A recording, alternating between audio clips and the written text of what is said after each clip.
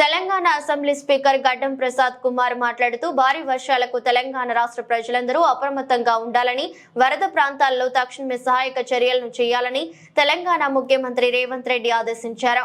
అత్యవసరమైతే తప్ప ప్రజలు బయటికి రావద్దు, లోతట్టు ప్రాంతాలు ప్రజలు అప్రమత్తంగా ఉండాలని సూచించారు. మీకు ఏ అవసరం వచ్చినా అధికారులకు ఫోన్ ద్వారా సమాచారం ఇవ్వాలని, మంత్రులు, ఎంపీలు, ఎమ్మెల్యేలకు సహాయక చర్యలలో పాల్గొనాలని ఆదేశించారు. తెలంగాణ సీఎం రేవంత్ రెడ్డి, మీరు ఇలాంటి భయభ్రాంతులకు గురికాకండి, మీ వెంట మేమున్నామని తెలంగాణ అసెంబ్లీ స్పీకర్ గడ్డం ప్రసాద్ కుమార్ తెలిపారు. రాష్ట్ర ముఖ్యమంత్రి గౌరవ రేవంత్ రెడ్డి గారు మంత్రులను, ఎమ్మెల్యేలను, అధికారులను ఎప్పటికప్పుడు అప్రమత్తం చేసి సమీక్షిస్తున్న సందర్భము. మరి నేను నా తరఫున రాష్ట్ర ప్రజలను కోరడం ఏమిటంటే, ప్రయాణాలు చేయకండి,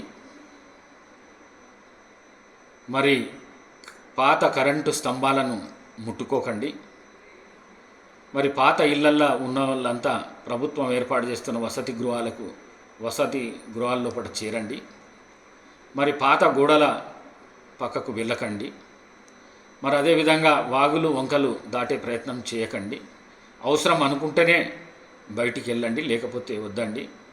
మరి మన ప్రాణాన్ని మనం కాపాడుకునాలి, మన ఆస్తిని మనం కాపాడుకునాలి.